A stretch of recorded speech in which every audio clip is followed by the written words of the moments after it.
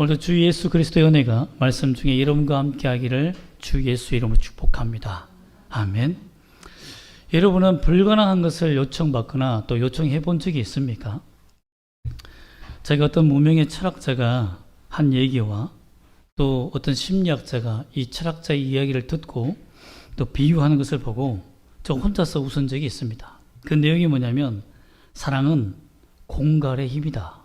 공갈을 알죠? 공갈하고 협박하는 거. 협박은 다르지만 사랑은 공갈의 힘이다 라고 무명의 철학자라고 얘기했는데요. 어떤 사람은 소크라테스가 자기 아내의 그런 아내가 굉장히 철학자가 될 수 있도록 많이 이렇게 바가지를 긁어줬다고 하지 않습니까? 그래서 그 얘기에서 나왔다는 사람도 있는데요. 이것을 본 한 심리학자가 이런 비유를 드렸습니다.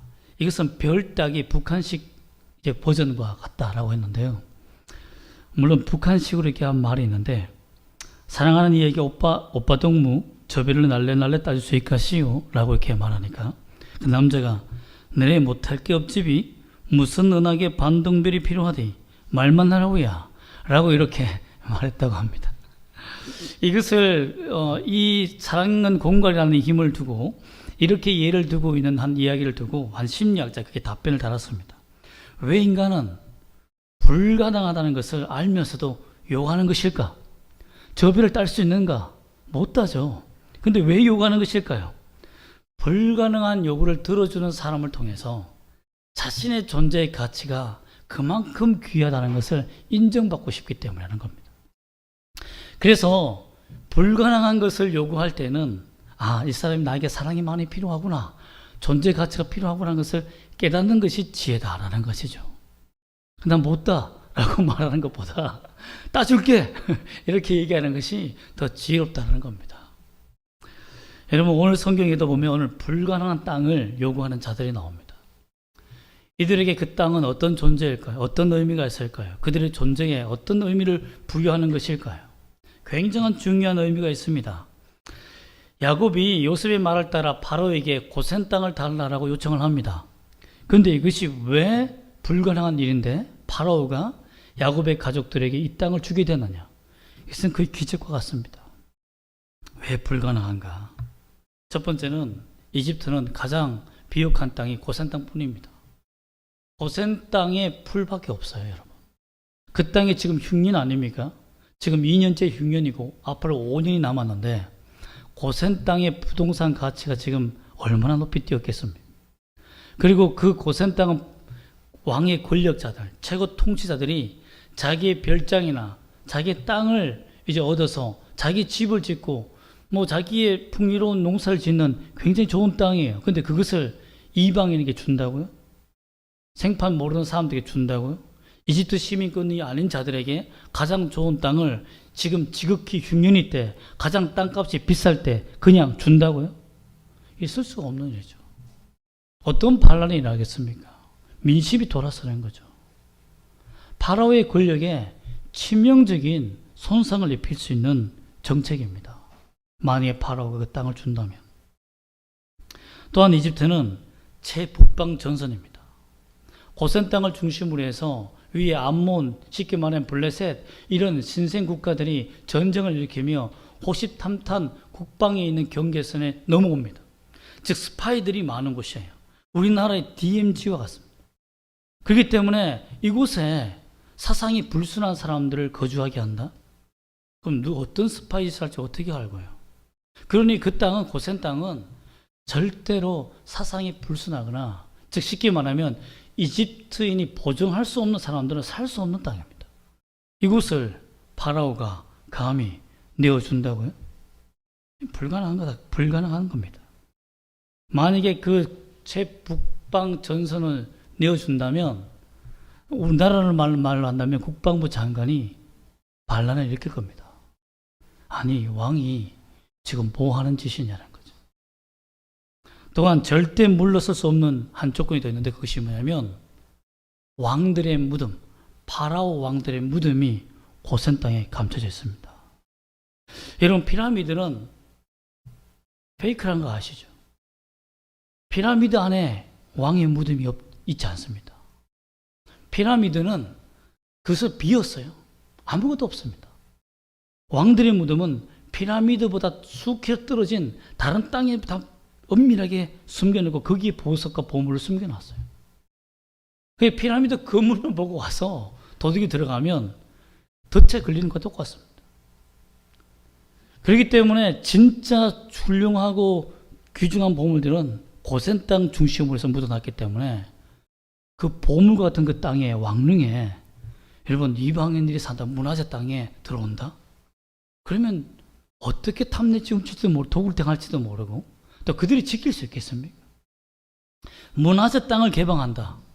여러분 이것도 국가 정책에 위반되는 일이죠. 파라오는 이 일을 행하려면 자기의 정치 생명을 걸어야 됩니다. 걸어야 돼요. 고대 건동 국가에서는 왕권이 확립하는 것이 가장 국정 수행의 첫 임무였습니다. 그런데 만약에 왕권이 흔들린다 이러면 끝장나는 거죠. 그렇기 때문에 이 문제는 밑에 있는 신하들이 들어줄 수 있는 부분도 아니고 왕이 독단적으로 해결할 수 있는 부분이 아닙니다. 그러면 어떻게 말해야 되겠습니까? 요셉이 아버지와 가족들을 데리고 왔을 때 그 땅을 달라고 부탁하라고 부탁했을 때 어떻게 말해야 되겠습니까? 그들의 신분이 확실한 대로 얘기해야 되잖아요. 근데 정말 엉터리 같은 말을 합니다. 34절 말씀이 그겁니다. 33절과 34절 말씀 보면 바로가 당신들을 불러서 너희 직업이 무엇이냐 묻거든 목축하는 자들이라고 말하라고 말합니다. 그럼 거래가 되겠습니까? 목축하는 자들은 가정한 자들인데 왜 가정한 줄 아십니까? 역사적으로 자료에 의하면 목축업자들은 고센 땅에 있는 백성들을 갈취하며 탈취하며 또한 수많은 스파이들과 연합해서 배신한 배신자들입니다. 국가의 배신자들이 목축업자들이었어요. 그렇기 때문에 그 땅을 목축업자들에게 내어준다? 아니 이방인들에게 내어주는 것도 그런데 스파이와 같은 역사의 배신자와 같은 그들에게 땅을 준다고요? 오늘날 보면 어떻게 보면 우리는 친일파에게 땅을 주는 것 똑같은 거예요. 국가 정책의 대통령이 친일파에게 땅과 혜택을 주도록 하겠습니다. 나는 그렇게 하고 국정을 하겠습니다. 이러면 우리나라 국민들이 어떻게 생각할까요? 가만히 있겠습니까? 광화문이 미어 터져버릴 겁니다. 이런 정책을 지금 펼친다는 거죠. 그런 불가능한 그 거래를 말한 거예요. 우리는 목축업자입니다. 말한 겁니다. 두 번째는 이집트 신들의 모양을 하고 있는 짐승들을 잡아먹는다는 겁니다. 양이나 뱀이나 뱀은 잡아먹지 못하지만 쉽게 죽여버리죠. 소나 이런 신들의 형상을 가지고 있는 이집트 신들을 죽이는 문화를 가지고 있는 직업이 뭡니까? 목축업이에요. 그러니 가정하다는 겁니다. 어떻게 이들에게 고센 땅을 줄 수 있습니까? 우리 성경을 보면 고센 땅을 주었더라. 너무 쉽게 주었구나. 이렇게 생각하지만 그때 정치공학적으로는 생각할 수 없는, 왕으로서는 도저히 생각할 수 없는 그런 땅이라는 거예요. 그런데 어떻게 그 땅을 내어주었느냐라는 것입니다. 이것은 인간의 힘으로 된 것이 아닙니다. 우리가 잘 알다시피 요셉과 야곱이 이 땅을 달라고 요청한 것은 하나님의 능력과 약속을 믿었기 때문입니다. 우리가 지난번에 살펴보았지만 45장 8절 말씀 보면 이런 말씀이 있죠. 그런즉 나를 이리로 보낸 이는 당신들이 아니요 하나님이시라. 하나님이 나를 바로에게 아버지로 삼으시고 그 온 집의 주로 삼으시며 애굽 온 땅의 통치자로 삼으셨나이다. 즉 하나님께서 나를 먼저 이곳에 보내어서 이집트를 통치할 수 있는 권력을 내게 주셨다. 파라오 왕이 뭐라고 말할 수 없을 만큼, 그래서 7년 풍년과 7년 흉년 중에 지금 2년을 지나면서 모든 사람들이 요셉에게는 하나님의 신이 있다. 그리고 이집트 신들보다도 더 강력하다는 것을 인정받게 됩니다. 왜? 2년 흉년 동안 이집트 신들은 뭐 하고 있습니까? 이집트 신들은 뭐 하고 있어요? 그 풍요로운 나일강 시기는 뭐 하고 있습니까? 땅이 다 말라가고 있는데 이집트 신들은 다 도망가고 침묵하며 고요합니다. 그래서 그 당시에 이런 흉년들이 났을 때 이집트 신들의 고요함을 고요함을 두고 신들의 침묵이라고, 신들의 방관이라고 그렇게 책을 쓰는 저자들도 있습니다. 그만큼 신들이 침묵해보게 된 시기입니다.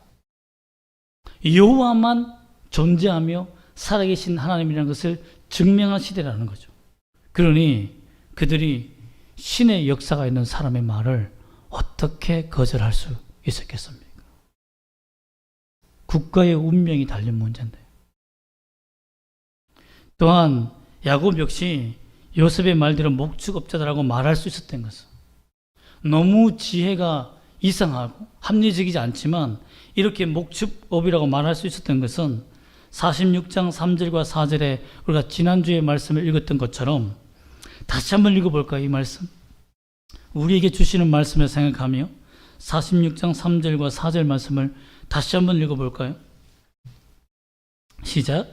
하나님이 이르시되 나는 하나님이라. 내 아버지의 하나님이니 애굽으로 내려가기를 두려워하지 말라. 내가 거기서 너로 큰 민족을 이루게 하리라. 내가 너와 함께 애굽으로 내려가겠고 반드시 너를 인도하여 다시 올라올 것이며 요셉이 그의 손으로 내 눈을 감기리라 하셨더라. 하나님께서 왕들의 나라, 국가를 형성해 주는데 약속을 하셨어요. 그리고 이집트로 내려가는 길에 내가 함께 가겠다고 약속을 했습니다. 그 땅에서 거주하며 부강한 국가가 되겠다고 하나님이 약속하셨어요. 하나님이. 야곱은 이것을 믿은 겁니다. 요셉이 지혜의 말을 믿은 것이 아니라 어떤 말이든 그에게 하나님이 지혜를 주셨고 그가 하나님의 사람이며 인도함을 받는다면, 또 우리에게 말씀하셨다면 그 말씀의 능력대로 이루어진다는 것을 굳게 믿었다는 겁니다. 이 믿음이 필요합니다. 고센 땅의 문제는 수많은 정치적인 거나 문화적인 불가능한 요소가 있었지만 그것을 뚫고 간통하며 그 땅을 얻을 수 있는 힘은 하나님께 있다는 것을 그들은 알았기 때문입니다. 일반 하나님을 믿지 않는 사람들이었다면 안 돼. 너무나 불합리한 조건들이 너무 많아. 안 돼. 너의 말도 안 되는 소리 하지 말라고 무시했을 것입니다. 그러나 하나님이 약속하시고 하나님이 우리에게 말씀하시고 우리에게 인도하신다면 불가능한 것이 없다라고 믿습니다. 이것이 믿음의 세계입니다. 또 하나님이 요셉에게 지혜를 주십니다. 사실상 이 지혜는 불가능한 거래를 만드는 이야기죠. 목축업자라고 말하는 것이니까. 그런데 하나님께서 왜 이러한 거래를 할 수 있도록 하셨을까요? 그냥 무작정 내뱉은 말입니까? 아닙니다. 하나님이 이집트로 요셉을 보내어서 30년 동안, 그 수십 년 동안 그곳에서 그들의 경제 시스템과 정치 시스템을 다 배우게 하셨습니다.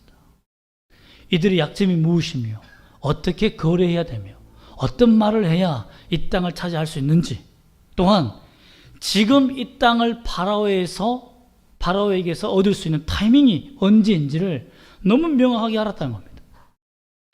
노란자와 같은 이 고센 땅을 얻을 수 있는 지혜와 지식을 하나님이 훈련하고 이집트에서 그가 종살이부터 시작하여서 정치의 모든 것을 배움으로 말미암아 얻은 거죠. 어떤 학자는 그가 모든 배운 지식은 공부해서 배운 것이 아니라 정치 수용소 감옥에 있을 때 그가 모든 것을 배웠다라고 하더라고요.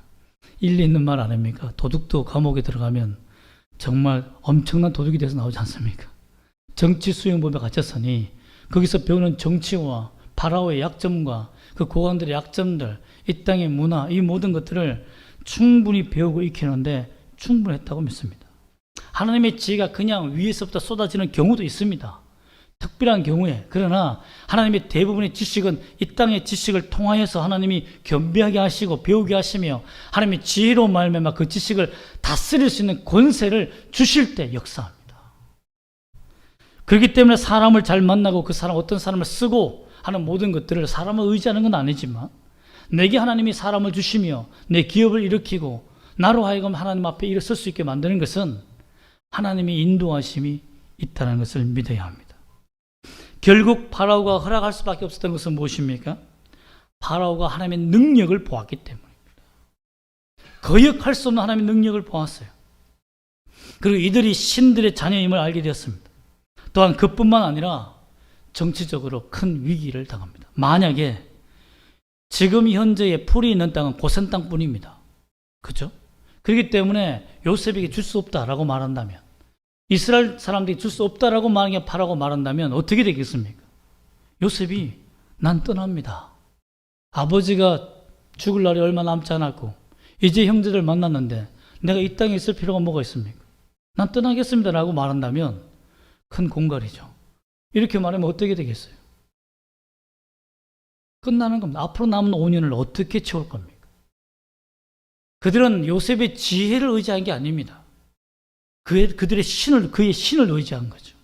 이 재앙을 준 다른 신들의 전쟁에서 여호와만이 우리를 지킬 수 있다는 신들의 전쟁을 믿는 고대 문화 속에서는 요셉이 떠나는 것은 여호와가 그 땅을 떠나는 것이고, 그러면 국가가 파멸한다고 믿는 것이 그 당시 신앙이었습니다. 그렇기 때문에 요셉을 놓칠 수가 없는 거예요. 어떻게 요셉을 버릴 수 있습니까? 차라리 고센 땅을 주는 게 낫죠. 나일 강을 닿으려 해도 줄 수밖에 없는 제한이라는 겁니다. 요셉이 고센 땅을 얻을 수 있는 그 중요한 기회는 하나님께서 치밀한 계획 속에 만들어 온 작품이라는 겁니다. 그냥 한순간에 이루어진 계획이 아니에요. 여러분, 은행을 터는 도둑도 몇십 년을 연구합니다. 역사를 주관하시고 하나님의 구원의 역사를 이루시는 전능하신 하나님께서 도둑이 지혜보다 못하겠습니까? 그러므로 말미암아 어쩔 수 없이 그는 국가적인 정책 실패로 요셉을 놓쳐서 백성들의 반란으로 말미암아 정말 하야해야 되는 그런 고통을 당하지 않기 위해서, 쫓겨나지 않기 위해서는 어쩔 수 없이 주었다는 겁니다. 그러나 기쁜 마음으로 준 거죠. 왜? 요셉만 있으면 되니까. 우리는 그런 사람이 되어야 됩니다. 이 세상에 살아갈 때 하나님의 사람으로서 사람들이 당신이 필요합니다. 우리 기업에 필요합니다. 우리 교회에 필요합니다. 우리 학교에 필요합니다. 이러한 머리가 되는 역사의 길을 주 예수 이름으로 축복합니다. 이들이 받은 복이 뭡니까? 하나님께서 고센 땅을 얻게 하신 이유부터 알면 참 재미있는 일이 나옵니다. 그냥 고센 땅을 요구한 게 아닙니다. 요셉은 그냥 그 당시에 필요한 것이 고센 땅이니까 고센 땅을 달라고 한 거예요. 그러나 이 예언은 창세기 15장 13절과 16절에 있는 말씀처럼 아브라함의 예언부터 시작됩니다. 아브라함이 하나님 뭐라고 말하죠? 이방인들의 계획이 될 것이다. 몇백 년 동안, 400년 동안 이방인의 계획이 될 것이다. 왕들의 나라를 이루기 위해서, 너희 자손이 별같이 많아지기 위해서 필요한 거처가 있는데 그 거처는 이방인들의 땅에서 객이 되어 사는 것이다. 여러분, 그것이 어디입니까? 이집트 고센 땅입니다. 즉 하나님은 오래전부터 하나님의 나라를 세우며 그 나라를 건설하기 위해서 고센 땅을 준비해 두셨고, 그 땅에만 풀이 가득하게 만들어 놓으셨고, 요셉의 때가 되어 흉년 때 가장 국가의 재앙일 때 그 백성들을 이끌고 그 땅에 심으셨습니다. 그 땅에 내려온 사람은 70명, 또한 아내들 자부들 합치면 75명, 형제들의 아내까지 합치면 80명이 넘습니다. 성경에 강조하는 숫자에 따라 다 다르지만, 숫자가 다르지만 약 7, 80명 되는 사람들이 거의 600만 명이 될 수 있도록 거대한 국가를 형성할 수 있는 땅, 그 땅을 하나님이 선물로 공짜로 주셨다는 겁니다. 그 땅에서 뭘 해야 됩니까? 선진 문명과 또한 건축 기술을 배우고 또한 정치공학 시스템을 배워서 하나님의 나라를 건설하는데 그냥 할 수 없죠. 하나님의 법을 세울 수 있고 나라를 세울 수 있도록 허락하신 겁니다. 그래서 장막이나 성전 건축의 공법은 피라미드의 건축술과 비슷하다라고 수많은 사람들이 얘기하는 것이 거기에 있습니다. 하나님의 지혜는 그냥 위에서 내려오는 것도 있습니다. 그러나 뚝 떨어지지 않고 대부분은 하나님께서 인간이 배운 지식과 문화를 사용하신다는 것을 다시 한번 강조해 드립니다. 훗날 모세는 이곳에서 왕의 교육을 받아서 전쟁 기술을 배우며 출애굽을 합니다. 그래야 하나님이 주신 십계명의 법을 그들에게 제정하고 알려주며 상세히 레위기와 신명기를 설교하며 그 법을 해석하는 데까지 아주 놀라운 법조인으로서의 역할을 다합니다. 하나님께서 그냥 이스라엘 백성들을 출애굽시킨 게 아니에요. 철저히 하나님 나라를 세우기 위해서 교육하고 그 문화 속에 살게 만들며 그들의 지혜를 뽑아내어 그들의 것으로 만들며 하나님의 나라의 것으로 만들기 위해서 사용했다는 겁니다. 그러면 우리가 세상의 지식을 공부하고 연구하는 일에 해이해서는 안 됩니다. 최선을 다하는 것이 맞습니다. 또 하나님께서 고센 땅을 얻기 전에 그들에게 주신 복이 있습니다. 그것이 바로 28절, 46장 28절의 말씀에 나옵니다. 28절과 30절 말씀 중에 28절 말씀을 한번 다시 한번 읽어볼까요? 46장 28절 시작. 야곱이 유다를 요셉에게 미리 보내어 자기를 고센으로 인도하게 하고 다 고센 땅에 이르니, 여기서 야곱이 요셉에게 고센 땅을 얻기 전에 유다를 보냅니다. 보내다 이 말은 파견했다는 겁니다. 참 성경 기자가 모세가 이걸 기록할 때에, 하나님의 말씀을 받아 기록할 때에 그냥 보냈다라고 하면 되는데 왜 파견했다는 원어를 썼을까요? 히브리 말을 썼을까요?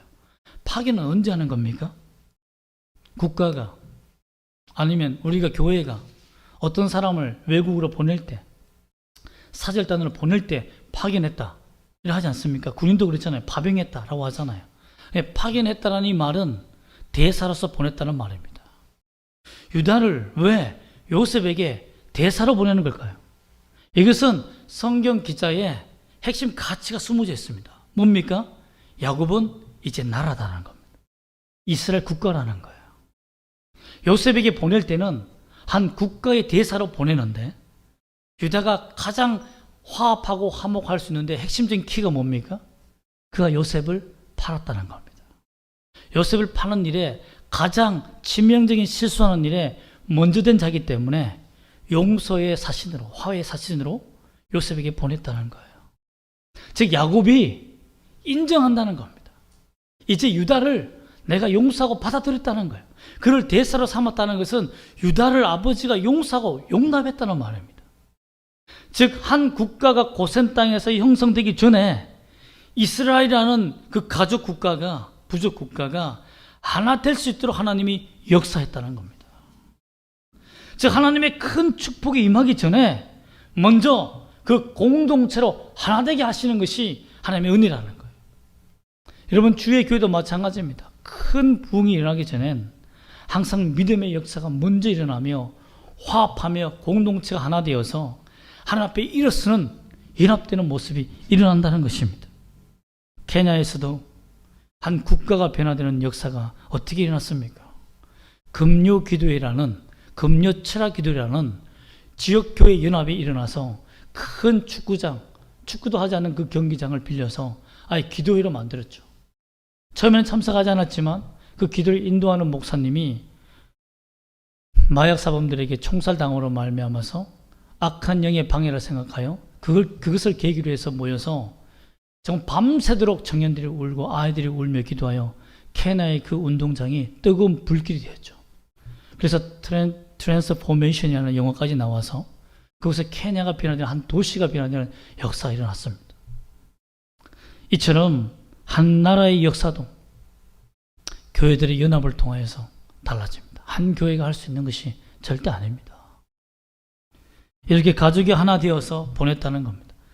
이것은 신약에서는 아포스톨로스라는 사도, 보내심을 받은 자, 예수께로부터 보내심을 받은 자가 바로 사도입니다. 이런 의미에서 교회가 형성되고 교회 지도자들이 탄생했습니다. 이렇게 하나 되겠다는 거죠. 또 두 번째는 29절 말씀입니다. 29절 말씀 다시 한번 읽어볼까요? 시작. 요셉이 그의 수리를 갖추고 고센으로 올라가서 그의 아버지 이스라엘을 맞으며 그에게 보이고 그의 목을 어긋 맞춰 안고 얼마 동안 울매 여기서 얼마 동안 울매라는 말은 큰 울음을 반복하다라는 말입니다. 직역하면. 우리는 그냥 얼마 동안 울었다. 아주 가볍게 표현하고 있지만 원어에서는 큰 울음으로 반복했다. 여러분, 사람이 큰 울음을 언제 웁니까? 특히 남자들이 큰 울음을 언제 웁니까? 쉽게 울지 않잖아요, 남자들. 이렇게 큰 울음은 어마어마한 상처가 치유될 때 웁니다. 또한 가장 큰 상실감이 있을 때 우는 거죠. 가장 크게 치유될 때도 이렇게 웁니다. 저는 상담을 하면서 정말 부모와 사이가 나빠서 고통스러웠던 자, 아버지는 술을 먹고 매일 알코올 중독으로 자식을 두들겨 패며 죄인으로 때렸던 그 아이가 커서 청년이 되었을 때에 그가 상담받으며 치유될 때 그 장면을 기억합니다. 가상적으로 세워놓은 인형을 향하여서 아버지를 생각하고 얘기하라니까 그 인형을 갈기갈기 찢어버리며 웁니다. 나중에 몇 차례나 그 행동을 반복한 후에는 그 인형을 안아주는 마음으로 바뀔 때까지 6개월이 넘는 시간이 걸렸습니다. 그때 비참하게 울었던 울음보다 끌어안고 온 울음이 더 울음소리가 컸습니다. 더 오래됐어요. 제외하며 상처가 치유되는 복을 그 공동체 하나님 주셨습니다. 뭘 주기 전에? 고센 땅이라는 국가의 땅을 주기 전에. 야곱은 가장 행복한 순간을 선물로 또 받습니다. 그게 뭡니까? 지금 죽어도 좋다. 지금 죽어도 족하다. 여러분, 사람이 언제 이런 말을 할 수 있습니까? 야, 난 지금 죽어도, 어떤 사람, 어떤 광고 보니까 이게 딱 좋아 라는 광고도 있던데, 정말 이건 지금 죽어도 딱 좋다라고 생각할 만큼 행복한 순간을 여러분 경험해 본 적이 있습니까? 아, 지금 죽으면 안 돼 라는 것이 보통이 아닙니까? 하나님께서 이러한 은혜와 행복의 순간을 선물로 주셨습니다. 이렇게 함으로 말미암아 고센 땅을 얻게 함으로 인해서 온 가족이 웃으며 손을 붙잡고 그 고센 땅에 즐거운 마음으로 발걸음을 옮기게 되었다는 것입니다. 하나님이 고센 땅을 선물로 주신 목적이 뭡니까? 하나님의 나라를 선물로 주시기 위해서입니다. 그 지역과 문화와 시대의 모든 사상과 가치관을 하나님의 세계관을 바꾸며 그들의 지혜를 이용하여 하나님의 모형인, 하나님 나라의 모형인, 천국의 모형인 교회를 이 땅에 세워나가는데 기반이 되게 하기 위해서 결국은 예루살렘으로 옮기며 메시아가 탄생하여 그곳에서 성령이 임하고 교회가 출발할 수 있도록 만들기 위해서 하나님이 고센 땅을 선물로 주셨다는 것입니다. 여러분, 우리 하나님의 성품을 보면 어떤 하나님인지 아십니까? 정말 치밀하십니다. 정말 계획적이십니다. 그러나 일의 결과를 중요시 한 결과보다 과정을 더 중요시 여기는 것을 알 수 있습니다. 대충 이 결과만 내면 돼 이런 것이 아니라 철두철미하게 계산하고 인도하고 그 안에서 사람들이 변화되는 것이 가장 큰 목적이었습니다.